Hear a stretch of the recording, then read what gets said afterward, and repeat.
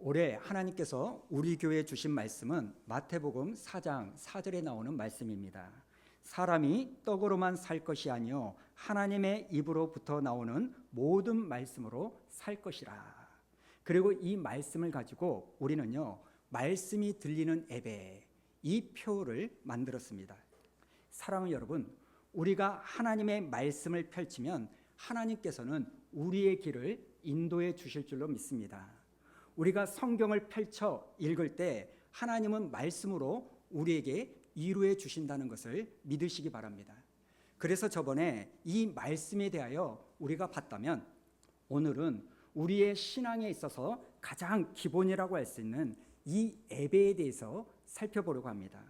그래서 먼저는 예배란 무엇인가, 이 정의가 필요할 것 같습니다. 여러분, 우리가 말하는 이 예배는요, 한자를 그대로 가지고 온 겁니다. 자, 한자를 한번 보여주실래요? 여기에 나오는 애자는 애를 갖추다 할 때 애절 애자입니다. 그리고 배는 절할 배입니다. 그러니까 이 예배의 사전적 의미는 애를 다해서 절을 하는 거, 이게 예배라는 겁니다. 그래서 우리나라와 같이 동양 문화권에서는요, 예배하면 아주 경건하고 엄숙한 이런 분위기를 떠올린다는 겁니다. 그런데 흥미로운 게 뭐냐면, 이 예배라는 말이 영어에서는 세 가지 단어로 쓰인다는 겁니다. 영어에서는 이 예배를요, liturgy, worship, service, 이렇게 세 가지가 사용됩니다. 그런데 여기에 나오는 이 단어를 살펴보면 예배의 의미를 우리가 좀 더 자세히 알 수 있습니다. 먼저 여기에 나오는 liturgy는요, 말 그대로 예식입니다. 하나님께 드려지는 예식이 예배라는 겁니다. 그런데 그 다음 워십과 서비스는 좀 흥미로운 의미를 가지고 있어요. 먼저 워십이라는 이 단어는 원래 가치라고 말하는 월스에 ship이 붙은 겁니다. 그러니까 이 말을 그대로 직역하면 가치를 인정해 주다, 이런 뜻을 가지고 있어요.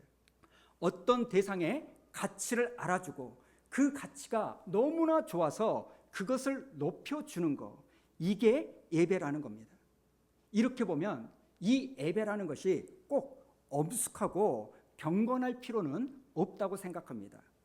여러분, 우리가요, 아주 대단하고 가치가 있다고 생각하는 어떤 것을 볼 때 우리에게 자연스럽게 나타나는 반응들이 있습니다.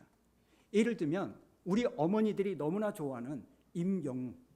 여러분, 이 임영웅 콘서트를 가게 되면 여러분들은 어떻게 될까요?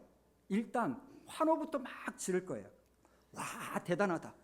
그리고 또 돈을 주고 사서 응원봉을 막 흔들 겁니다.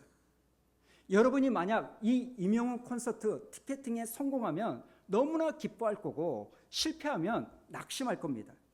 그리고 거기에는 여러분의 시간과 돈도 아깝지가 않아요. 그 콘서트가 2시간이 넘어도 3시간이 넘어도 괜찮습니다. 왜냐하면 이 가치를 대단하다고 여러분이 인정하기 때문입니다. 이렇게 보면 이것이 넓은 범주에서 예배라는 겁니다. 만약에 여러분에게 이 임영웅이가요, 여러분의 손을 한번 잡아줬다? 아마 여러분은요, 자지러졌을 거예요. 여러분, 이게 예배입니다. 그래서 우리들은요, 자기도 모르는 사이에 다양한 모습으로 예배를 하고 있습니다. 최고의 가치를 돈에 부여하면 돈을 예배하는 겁니다. 아름다움을 숭배하면 아름다움을 예배하는 거고, 어떤 사람은 쾌락을, 어떤 사람은 성공을 숭배하는 예배를 합니다. 그래서 하나님께서 우리에게 뭐라고 경고하시냐면, 나 외에 다른 신을 섬기지 말아라, 이렇게 말씀하시는 겁니다.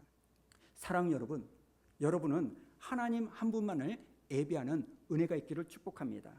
우리 하나님을 세상 그 무엇보다도 가장 가치 있는 분으로 인정하고 높여드리고 박수쳐드리고, 여러분, 이게 예배인 줄로 믿습니다.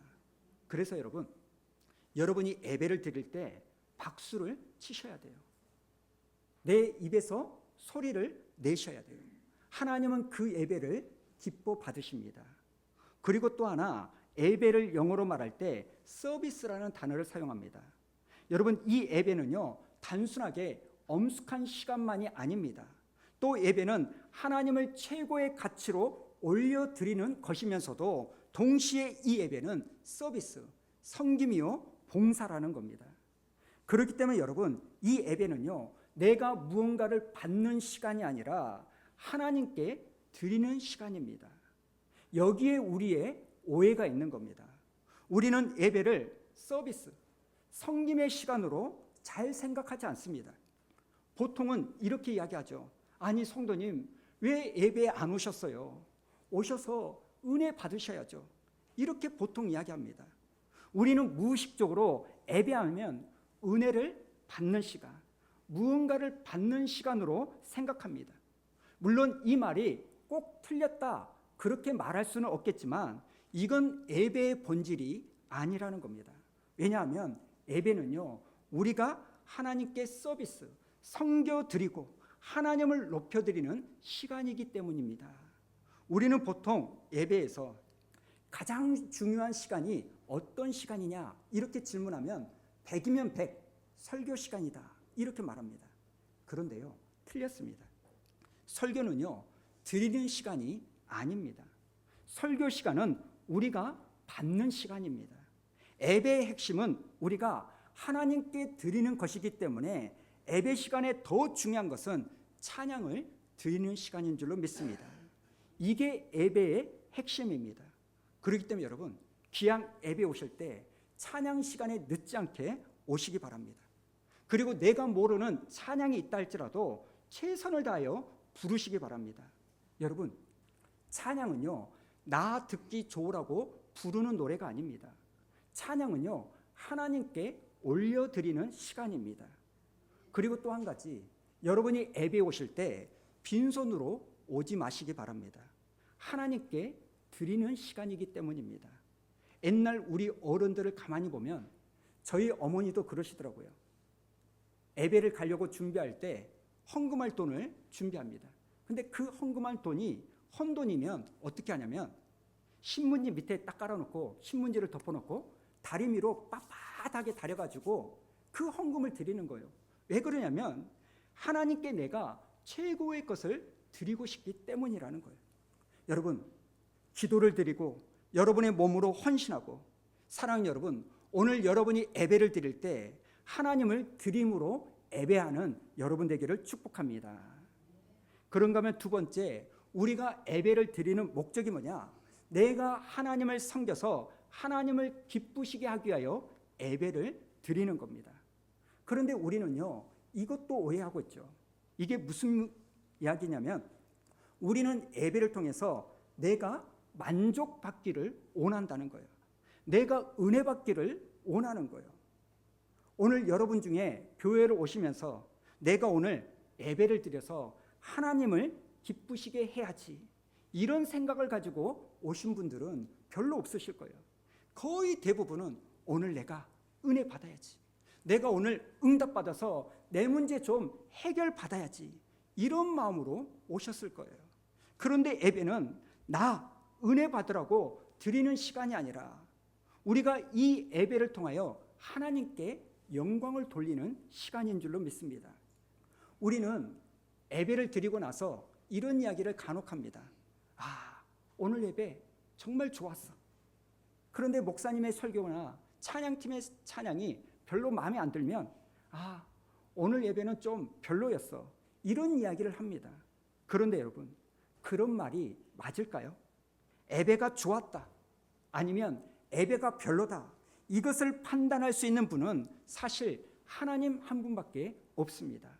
실제로 하나님은요 지금 여러분이 드리는 이 예배를 하늘에서 보시면서 오늘 수아누리교회 저 성도가 드리는 예배 너무 좋구나, 저 사람이 드리는 예배 너무 아니다.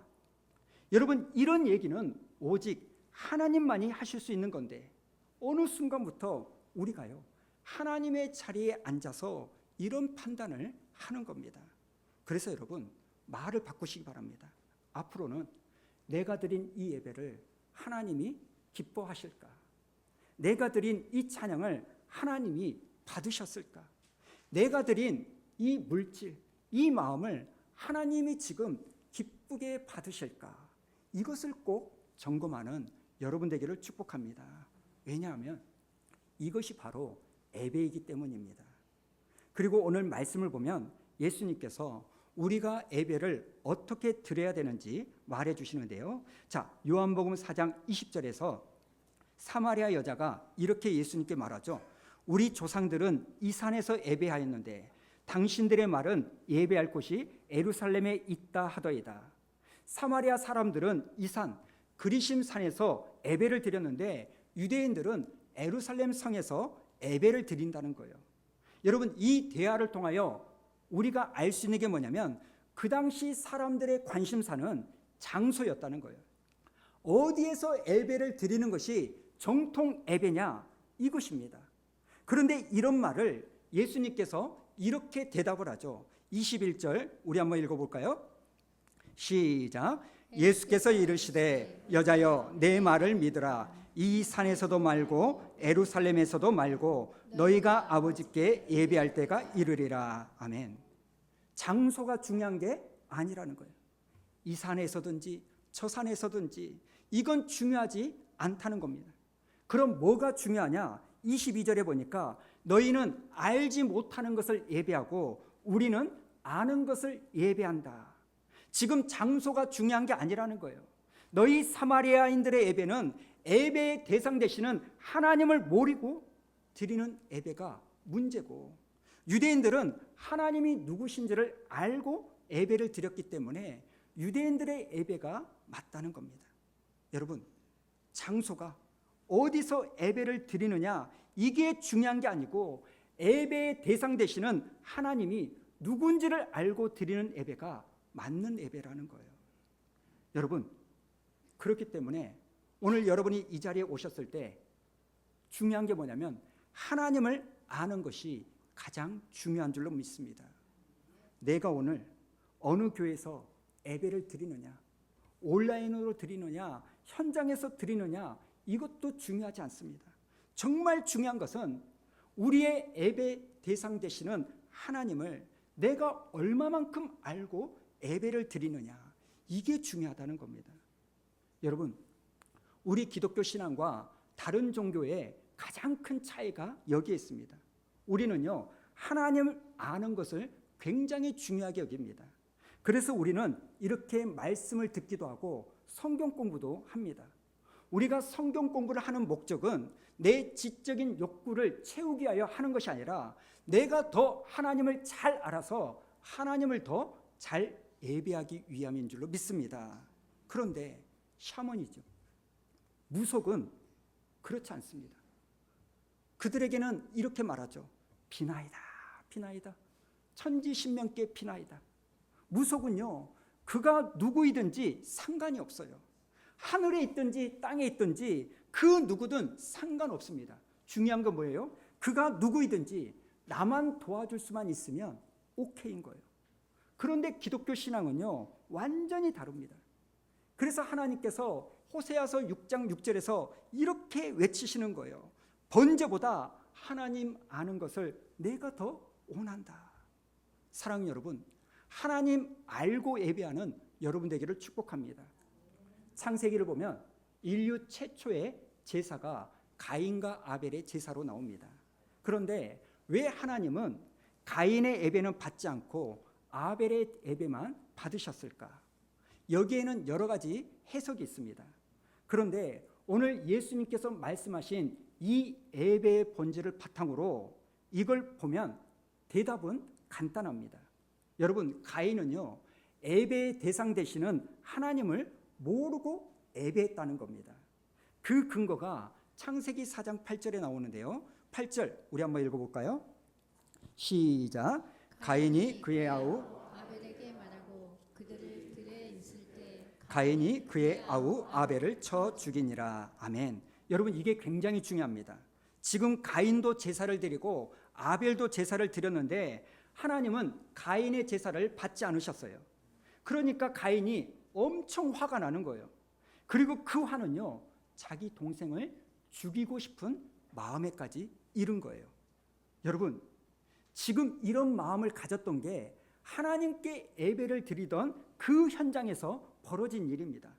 그런데 그 예배를 드린 후에 형 가인이요 동생을 부릅니다. 아벨, 너 이리 와봐. 그래서 이들은요 예배 현장을 떠나서 들판으로 이동을 하는 거예요. 그리고 거기서 형이 동생을 쳐 죽이는 겁니다. 여러분, 이게 왜 중요하냐면요, 차마 가인은요 예배를 드리는 그 현장에서는 동생을 죽일 수가 없었던 겁니다. 왜냐하면 그곳은 하나님이 계시는 거룩한 장소였기 때문입니다. 예배를 드리는 시간에는 감히 그런 일을 할 수가 없었습니다. 그런데 예배를 드린 다음에는, 그리고 예배를 드렸던 장소를 떠나서 다른 곳에 가서는 죽일 수가 있었다는 거예요. 여러분, 무엇이 문제일까요? 가인은요 하나님이 이곳에도 계시고 저곳에도 계신다는 것을 몰랐던 겁니다. 예배 현장에 계시는 이 하나님이 예배 후에도 계신다는 것을 가인은 몰랐어요. 예배 드리던 그 장소에 계시던 하나님이 빈들에서도 불꽃 같은 눈동자로 자기를 보고 있다는 것을 가인은 몰랐습니다. 여러분, 가인은 하나님을 몰랐던 거예요. 바로 이것이 가인의 문제였습니다. 그런데 여러분, 가인만 그럴까요? 우리도 교회 올 때 차에서 가끔 부부싸움을 할 때가 있습니다. 그렇게 차에서 부부싸움을 하다가 교회에 딱 도착을 했는데 이 부부싸움이 안 끝나면 뭐라고 말합니까? 당신 예배 끝나고 봐. 차마 예배 시간에는 싸울 수가 없는 거예요. 차마 교회 안에서는 싸울 수가 없는 겁니다. 그런데 예배가 끝나고 나서는 다시 싸울 수 있다는 거예요. 여러분, 이게 우리의 문제 아닙니까? 우리도 예배의 대상 되시는 하나님이 어디에나 계신다는 것을 실상은 모르고 있는 겁니다. 사랑하는 여러분, 예배를 받으시는 하나님이 이곳에만 있는 것이 아니라 여러분의 직장과 여러분의 가정과 여러분의 발걸음에도 함께하고 있다는 것을 깨닫는 여러분 되기를 원합니다. 그런가 하면 두 번째 23절 우리 한번 읽어볼까요? 자, 시작. 아버지께 참되게 예배하는 자들은 영과 진리로 예배할 때가 오나니 곧 이때라. 아버지께서는 자기에게 이렇게 예배하는 자들을 찾으시느니라. 아멘. 지금 하나님의 관심은 사람에게 있다는 겁니다. 다시 가인과 아벨을 보면 왜 하나님은 가인의 예배는 받지 않고 아벨의 예배를 받으셨는가? 어떤 분들은 이렇게 말합니다. 형 가인은 곡식을 가지고 제사를 드렸고 동생 아벨은 양을 잡아서 피의 제사를 드렸기 때문이다. 그런데 여러분, 이게 맞을까요? 성경을 보면 하나님께 드리는 여러 가지 제사가 나오는데 그 중에 하나가 소제라고 하는 곡물로 드리는 제사가 있다는 겁니다. 여러분, 하나님께서는요 양을 제물로 드리면 받으시고 곡물로 드리면 안 받으시는 분이 아닙니다. 그래서 시편 50편에 보면 이렇게 말하죠. 나는 네 제물 때문에 너를 책망하지 않는다. 우리 하나님은요 내가 드리는 제물을 가지고 뭐라고 말하시는 분이 아니라는 겁니다. 우리 하나님은 제물이 아니라 사람에게 관심이 있습니다. 창세기 4장 3절을 다시 보면 이런 말씀이 있죠. 세월이 지난 후에 가인은 땅의 소산으로 제물을 삼아 여호와께 드렸고 아벨은 자기도 양의 첫 새끼와 그 기름으로 드렸더니 그 다음에 뭐라고 나옵니까? 여호와께서 아벨과 그의 제물은 받으셨으나 가인과 그의 제물은 받지 아니하였다. 지금 하나님이 먼저 받으신 게 뭡니까? 제물이 아니라 아벨이라는 사람을 받으셨습니다. 하나님은 아벨이라는 이 예배자를 받으신 후에 그 다음에 아벨이 드리는 제물을 받으신 거예요. 마찬가지로 하나님이 받지 않으신 것은 먼저 가인이라는 사람이었습니다. 예배자가 아닌 가인을 먼저 안 받으시고 그 다음에 예물을 안 받으신 거예요. 여러분, 하나님의 관심은 장소도 아니고 제물에도 있지 않습니다. 하나님의 관심은 여러분에게 있는 줄로 믿습니다. 저는 여러분이 오늘 이 시간 예배를 드릴 때 하나님이 관심을 가지시는 예배자가 되기를 주님의 이름으로 축복합니다.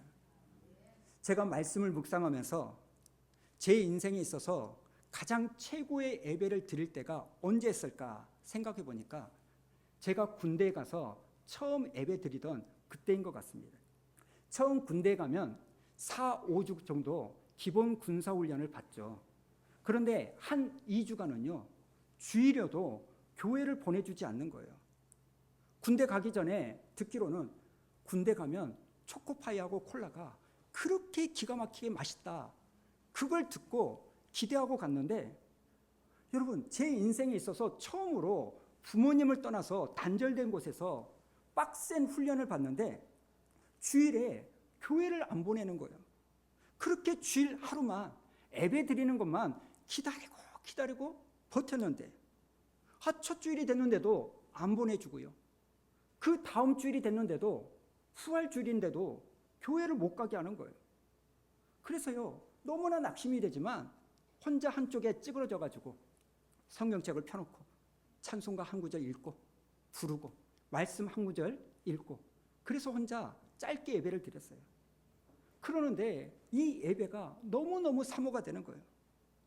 그래서 하나님 앞에 훈련이라는 미명 아래 얼차례 기합을 받는 그 과정에서도 하나님 교회 좀 가게 해주세요. 예배 좀 드리게 해주세요. 이런 기도가 절로 나왔습니다. 마침 3주 차예요. 갑자기 방송이 나오는 거예요. 종교 행사 갈 사람 튀어나와. 그러니까 신발을 막 신고 연명적으로 튀어나갔죠. 그래가지고 2열 종대로 교회를 향하여 가는데 저 멀리에 십자가가 보이는데 그 십자가를 보니까요 나도 모르게 눈물이 싹 나기 시작하는 거예요. 너무너무 신기한 거예요. 그리고 교회 안으로 들어갔더니 막 소위, 중위, 소령 이런 분들이 앞에 서가지고 형제님들 어서 오십시오 이러는데 이게 얼마나 큰 감동이 되는지, 맨날 훈련 받으면서 이 새끼 저 새끼 이런 소리를 듣다가 그런 이야기를 들으니까 찬양을 부를 때는요, 여러분 군대 찬양은 전투 찬양입니다. 막 이래요. 그런데도 얼마나 은혜가 되고 눈물이 나는지. 그 목사님 설교 대단한 설교도 아닙니다. 그런데 그 말씀 한 구절만 읽고 나도 아멘 아멘 이게 저절로 나오는 거예요. 자연스럽게. 지금 생각해 보면 제 인생에 있어서 그때보다 더 감격스러운 예배를 드려본 적이 없습니다. 여러분 왜 그랬을까요? 그때는 제가 예배자였기 때문입니다. 정말로 예배를 사모하고 예배를 갈망했기 때문입니다. 사랑하는 여러분, 이런 점에서 우리가 회개해야 되지 않을까요? 예배를 소중하게 여기지 않는 이 모습을 우리는 회개해야 된다고 생각합니다. 우리는요 어느 순간부터 이 사모함을 가지고 하나님께 예배를 드리는 이 모습이 아니라 드려주는 것으로 변질이 됩니다. 예배를 드리는 게 아니라 내가 한번 시간 나면 예배를 드려주는 것, 교회를 오는 것이 아니라 교회를 와주는 것, 이렇게 생각할 때가 너무너무 많은 거예요. 저는 우리 교회 학교 아이들 볼 때 때로는 마음이 아픕니다. 부모가 이런저런 일 때문에 주일날 교회를 못 올 때 이 아이는 집에 있으면 어떻게 해서든지 버스 타고 교회에 와야 되는데 엄마 아빠가 교회로 데려다 주지 않으니까 안 오는 거예요. 저는 예배하면요 떠올려지는 모습이 하나 있습니다. 어렸을 때 우리 둘째가 셋째를 업고 불러주던 찬양입니다. 물론 지금은 그때처럼 엄청 친하진 않지만 그때는 둘째하고 셋째가 엄청 친했거든요. 아마 동생이 잠 온다고 칭얼대니까 자기가 업어서 재우려고 그랬던 것 같아요. 그렇게 업고 재우는데 노래를 부르는 거예요. 주일학교에서 배운 노래였던 것 같아요. 뭔 노래냐면 주께 와 엎드려 경배드립니다. 주 계신 곳에 기쁨 가득 무엇과도 누구와도 바꿀 수 없네 예배 드림이 기쁨 됩니다. 언니가 동생을 등에 업고 이 노래를 부르는데 제가 그걸 보고서 절로 기도가 나오는 거예요. 하나님, 지금 저 녀석이 자기가 부르고 있는 이 찬양의 의미를 모르고 부를 텐데 나중에 커서 정말 이 찬양이 저 녀석의 믿음의 고백이 되게 해 주옵소서. 오늘 말씀 23절 하반절에 보니까 하나님은 영과 진리로 예배하는 자들을 찾으신다, 이렇게 말합니다. 23절에 보니까요, 이렇게 예배하는 자들을 찾으시느니라. 저는 이 말씀을 읽으면서 마음이 참 아팠습니다. 여러분, 찾는다는 말이 무엇을 의미하는 겁니까? 많다면 찾을 필요가 없는 겁니다. 더욱이 전능하신 하나님께서 찾으셔야만 한다면 영과 진리로 예배하는 사람이 너무나도 적다는 말입니다. 설교 후에도 부를 찬양이지만 가사를 보면 그가 찾는 이 없어 주님께서 슬퍼하신다, 이 가사가 있습니다. 지금 하나님은요, 찾으셔야만 한다는 거예요. 전 세계 3분의 1이 예수를 믿고 주일이면 이렇게 수많은 사람들이 교회에 와서 예배를 드림에도 불구하고 지금 하나님 보실 때는 영과 진리로 예배하는 사람이 너무나 적기 때문에 하나님은 찾으셔야만 한다는 겁니다. 또 하나, 예수님께서 하나님 보시기에 부족한 게 또 하나 있다고 말합니다. 마태복음 9장 37절 우리 한번 읽어볼까요? 시작. 이에 제자들에게 이르시되 추수할 것은 많되 일꾼은 적으니. 여러분, 예수님 보시기에 이 땅에 희귀하고 부족한 게 두 가지가 있다는 거예요. 하나는 영과 진리로 예배하는 사람이 적다. 그리고 또 다른 하나가 뭡니까? 하나님의 일을 하는 일꾼이 적다는 거예요. 너무 이상하지 않습니까? 이렇게 목사도 많고 선교사도 많고 장로, 권사, 집사도 이렇게 직분자들이 많음에도 불구하고 그래도 하나님은 뭐라고 말해요? 일꾼이 너무나 적다는 거예요. 오늘 여러분이 여기까지 말씀을 들으셨다면 여러분 마음속에는 이런 생각이 들으셔야 됩니다. 아, 신령과 진정으로 예배하는 사람이 너무나 적구나. 그래서 찾으시는구나. 그럼 내가 하나님이 찾으시는 예배자가 되어야 되겠구나. 아멘. 이런 마음이 들으셔야 돼요. 하나님의 일꾼이 이렇게나 적구나. 그럼 내가 하나님이 찾으시는 그 일꾼이 되어야 되겠구나. 저는 오늘 여러분들 마음에 이런 마음이 들기를 축복합니다. 그런데 여러분, 여기에는 순서가 있어요. 반드시 먼저 예배자가 되어야 됩니다. 예배자가 된 다음에 봉사를 하셔야 돼요. 먼저 예배자가 되지 않고 일을 하면 당장은 좋을지 모르지만 반드시 탈이 나게 되어 있습니다. 그래서 우리 교회는 그 어떤 분이 우리 교회에 온다 할지라도 어떤 직분을 가지고 계시더라도 1년 동안에는 봉사를 하지 말라고 부탁을 드립니다. 물론 제 속마음은 일하면 좋죠. 그렇지만 그것을 억지로 짓누릅니다. 왜냐하면 나중에 반드시 탈이 나기 때문에. 오늘 교회에서 여러 가지 모습으로 섬기시는 분들에게 권면합니다. 교회에 오실 때 봉사로 일하러 오지 마시고 먼저 예배자로 오시는 여러분 되기를 원합니다. 왜냐하면 진정한 예배가 진정한 섬김을 만들어내기 때문입니다. 말씀을 마치죠. 여러분, 예배는 먼저 내가 뭔가를 받는 시간이 아니라 나의 시간과 물질과 마음을 하나님께 드리는 시간이라는 것을 기억하십시오. 그런데 여기서 중요한 게 한 가지 있습니다. 우리 하나님은 절대로 공짜로 받으시는 분이 아닙니다. 먼저 우리가 우리의 마음을 다하여 시간을 다하여 주님께 찬양과 영광을 돌려드리면 하나님은 이 예배를 통하여 우리에게 반드시 은혜를 주실 줄로 믿습니다.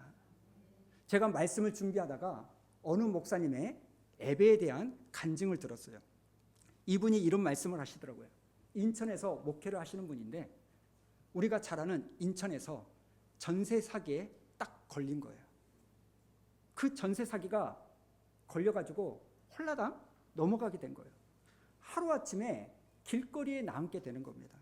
그래서 이걸 해결하고 은행에 가보기도 하고 구청에 가보기도 하고 주택보증보험에도 찾아가고 태어나서 처음으로 법원이라는 곳을 가보기도 했다는 겁니다. 그런데 문제는 뭐냐면 이렇게 해도 해결이 안 될 가능성이 너무나 커서 막막한 거예요. 그때 이 목사님이요 이렇게 글을 썼다는 거예요. 인생은 험난함의 연속이다. 살다 보니 법원에도 와본다. 앞으로 힘든 시간이 기다리고 있겠지만 나 모르겠고 하나님의 선하심을 믿기에 찬양이나 하자. 더 진심으로 예배를 드리자. 이렇게 어려운 상황임에도 불구하고 하나님이 나를 선하게 이끄실 것을 믿기에 거기에 함몰되지 않고 하나님을 경외하고 하나님께 영광 돌리는 시간을 놓치지 않겠다. 이렇게 의지적으로 선을 딱 그었다는 거예요. 내가 할 수 있는 것은 여기까지. 그리고 나는 하나님을 위하여 예배를 드리며 살겠다. 하나님을 만나는 이 예배에 집중을 했다는 겁니다. 그랬더니 이 환경으로 엄습되어지는 두려움이 있었지만 하나님이 예배를 드릴 때 사라지게 만들어 주셨고 이 어려움을 나중에 감당할 수 있는 힘도 주셨고 내가 그렇게 선을 지키고 하나님께 예배에 집중을 했더니 이제는 나중에 보니까 더 좋은 집으로 인도해 주셨다는 겁니다. 사랑하는 여러분, 저는 여러분이 하나님을 믿으면서도 하나님께 예배를 드리면서도 하나님이 나를 만나주시고 나에게 부어주시는 이 사건을 한 번도 경험하지 못한 그런 불행한 일이 없기를 바랍니다. 1년이면 52주 예배를 드리는데 그 예배를 통하여 하나님의 살아계심을 경험하지 못한 그런 인생이 아니라 예배를 통하여 하나님이 나를 사랑하시구나, 나를 붙잡고 계시구나, 하나님은 살아계시는 분이구나, 이것을 경험할 수 있는 그 축복이 이 예배를 통하여 일어나기를 소원합니다.